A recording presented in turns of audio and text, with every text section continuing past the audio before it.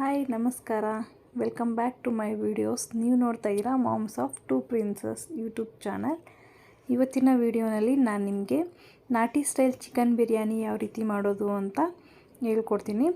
ತುಂಬಾ ಸಿಂಪಲ್ಲಾಗಿ ತುಂಬಾ ಬೇಗನೆ ಟೇಸ್ಟಿಯಾಗಿ ಮಾಡ್ಕೋಬೋದು. ಸೊ ಯಾರೇನೂ ನನ್ನ ಚಾನಲ್ನ ಸಬ್ಸ್ಕ್ರೈಬ್ ಮಾಡ್ಕೊಂಡಿಲ್ಲ, ಪ್ಲೀಸ್ ಸಬ್ಸ್ಕ್ರೈಬ್ ಮಾಡ್ಕೊಳ್ಳಿ. ಹಾಗೆ ಈ ವಿಡಿಯೋ ಇಷ್ಟ ಆದರೆ ಲೈಕ್ ಮಾಡಿ. ಟ್ರೈ ಮಾಡಿದ್ದಾದಮೇಲೆ ಟೇಸ್ಟ್ ಹೇಗಿದೆ ಅಂತ ಕಮೆಂಟ್ ಬಾಕ್ಸಲ್ಲಿ ಕಮೆಂಟ್ ಮಾಡಿ.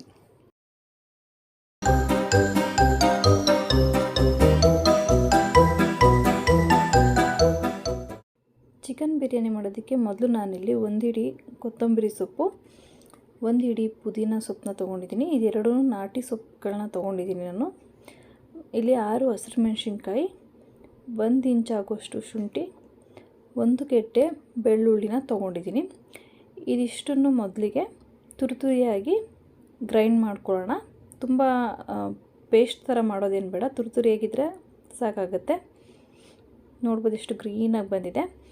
ಇವಾಗ ಇಲ್ಲಿ ಒಂದು ಕುಕ್ಕರ್ನ ಇಟ್ಟು ಆ ಕುಕ್ಕರಿಗೆ 3 ರಿಂದ 4 ಟೇಬಲ್ ಸ್ಪೂನ್ ಆಗೋಷ್ಟು ಎಣ್ಣೆನ ಹಾಕಿದ್ದೀನಿ. ಬಿರಿಯಾನಿಗೆ ಸ್ವಲ್ಪ ಎಣ್ಣೆ ಜಾಸ್ತಿನೇ ಇರಬೇಕು, ತುಂಬ ಕಮ್ಮಿ ಆದ್ರೂ ಚೆನ್ನಾಗಿರಲ್ಲ. ಎಣ್ಣೆ ಕಾದ್ಮೇಲೆ ನಾನಿಲ್ಲಿ ಮಸಾಲ ಪದಾರ್ಥಗಳನ್ನ ಹಾಕ್ಕೊತಾ ಇದ್ದೀನಿ. 1 ಎಲೆ ಪಲಾವ್ ಎಲೆ, 1-2 ಚಿಕ್ಕ ಪೀಸು ಚಕ್ಕೆ, 1 ನಕ್ಷತ್ರ ಮೊಗ್ಗು, 1 ಏಲಕ್ಕಿ, 2 ಮರಾಠ ಮೊಗ್ಗು, ಸ್ವಲ್ಪ ಜಾಪತ್ರೆ, ಸ್ವಲ್ಪ ಕಲ್ಲುವು, 4 ಲವಂಗ, 10 ರಿಂದ 12 ಕಾಳು ಮೆಣಸು. ಇದಿಷ್ಟನ್ನು ಕಮ್ಮಿ ಊರಿನಲ್ಲಿ ಫ್ರೈ ಮಾಡ್ಕೊಳ್ಳೋಣ. ತುಂಬ ಜಾಸ್ತಿ ಉರಿ ಇಟ್ಕೊಂಡು ಫ್ರೈ ಮಾಡಿದ್ರೆ ಇದೆಲ್ಲ ಸೀದೋಗ್ಬಿಡುತ್ತೆ. ಸೀದೋದ್ರೆ ಫ್ಲೇವರ್ ಬೇರೆಯೇ ಬರುತ್ತೆ. ಹಾಗಾಗಿ ಕಮ್ಮಿ ಊರಿನಲ್ಲಿ 1 ನಿಮಿಷಗಳ ಕಾಲ ಫ್ರೈ ಮಾಡಿಕೊಂಡ್ರೆ ಸಾಕಾಗುತ್ತೆ.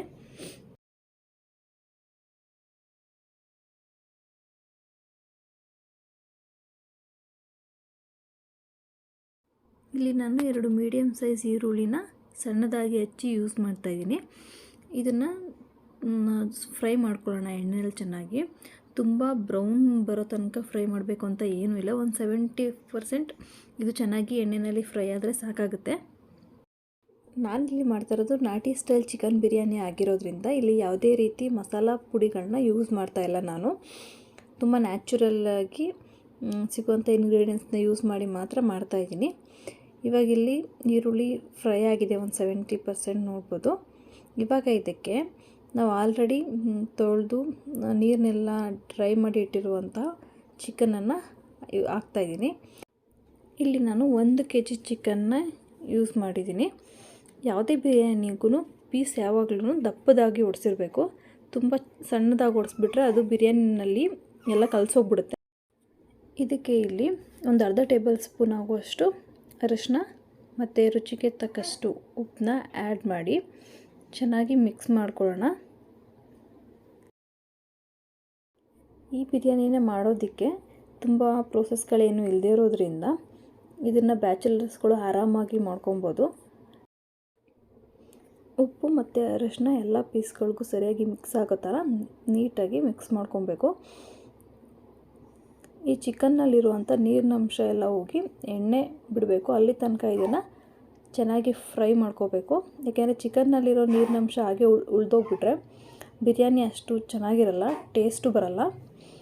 ಸೊ ಹಾಗಾಗಿ ಆ ನೀರಿನಂಶ ಏನಿರುತ್ತೆ ಅದೆಲ್ಲ ಡ್ರೈ ಆಗಿ ಚೆನ್ನಾಗಿ ಎಣ್ಣೆ ಬಿಡಬೇಕು. ಆವಾಗ ಪೀಸ್ ಚೆನ್ನಾಗಿ ಬೇಯುತ್ತೆ ಕೂಡ, ಮತ್ತು ಬಿರಿಯಾನಿ ಟೇಸ್ಟ್ ಕೂಡ ಅಷ್ಟೇ ಚೆನ್ನಾಗಿರುತ್ತೆ. ಇವಾಗಲೇ ನೋಡಿ, ನೀರು ಆಲ್ರೆಡಿ 50% ಡ್ರೈ ಆಗಿದೆ. ಈಗ ಉಳಿದಿರೋದೇನಿದೆ ಆ ನೀರು ಕೂಡ ಡ್ರೈ ಆಗಬೇಕು. ಡ್ರೈ ಆಗಿ ಪೂರ್ತಿಯಾಗಿ ಅದು ಎಣ್ಣೆನ ಬಿಡಬೇಕು.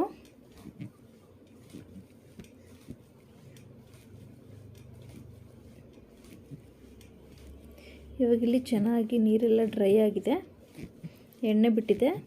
ಇವಾಗ ಇದಕ್ಕೆ ನಾನು ಒಂದು ಸಣ್ಣದಾಗಿ ಹಚ್ಚಿಟ್ಕೊಂಡಿರುವಂತಹ ಟೊಮೊಟೊನ ಯೂಸ್ ಮಾಡ್ತಾಯಿದ್ದೀನಿ.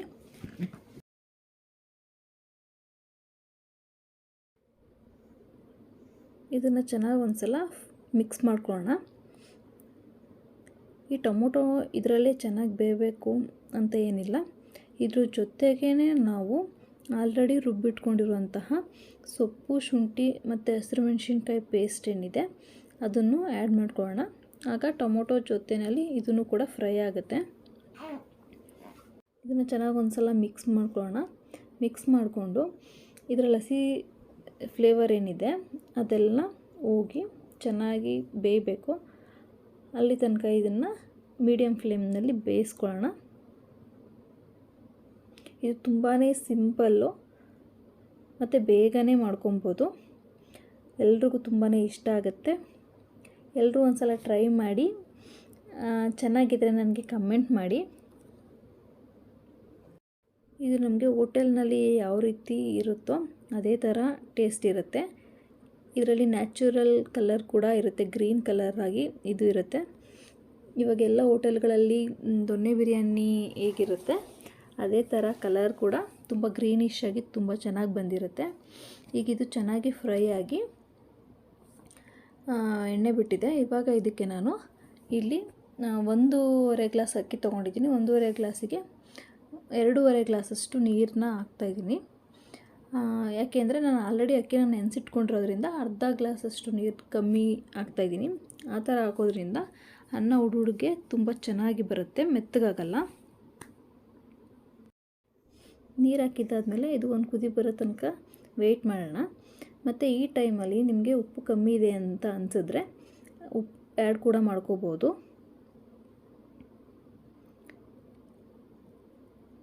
ನೋಡ್ಬೋದು ಎಷ್ಟು ತುಂಬಾ ಚೆನ್ನಾಗಿ ಕಾಣಿಸ್ತಾ ಇದೆ ಅಂತ.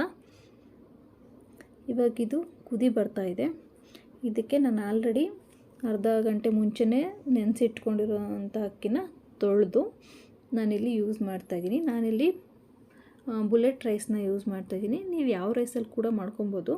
ಬಾಸುಮತಿ ರೈಸ್ ಯೂಸ್ ಮಾಡಿದ್ರೆ ಮಾತ್ರ ಇಷ್ಟೊಂದು ಬೇಯಿಸ್ಕೋಬೇಕಾಗಿಲ್ಲ.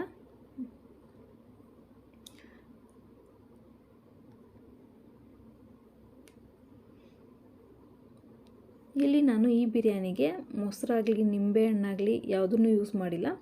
ಹುಳಿಗೆ ಒಂದೇ ಟೊಮೊಟೊ ಯೂಸ್ ಮಾಡಿರೋದು.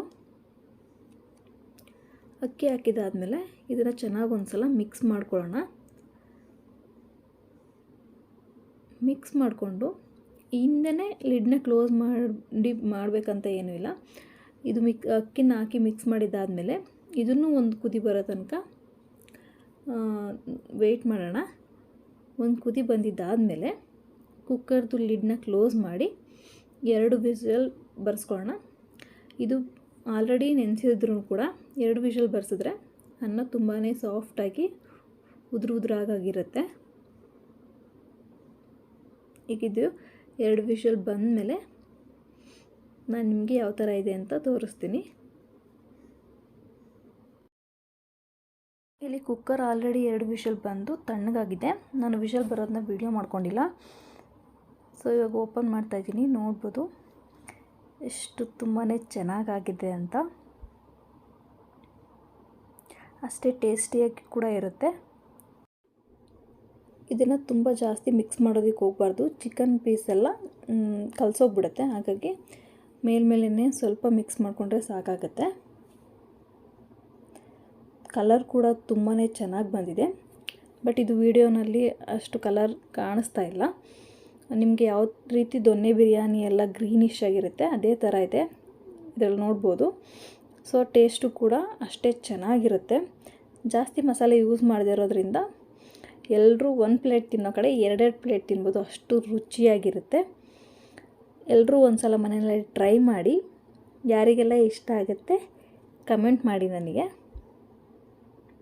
ಇಷ್ಟ ಆಗಿಲ್ಲ ಅಂತ ಅಂದ್ರೂ ಇಷ್ಟ ಆಗಿಲ್ಲ ಅಂತಲೇ ಕಮೆಂಟ್ ಮಾಡಿ. ಮುಂದಿನ ವಿಡಿಯೋದಲ್ಲಿ ಮತ್ತೆ ಸಿಗೋಣ. ಅಲ್ಲಿ ತನಕ ಥ್ಯಾಂಕ್ ಯು, ಬಾಯ್.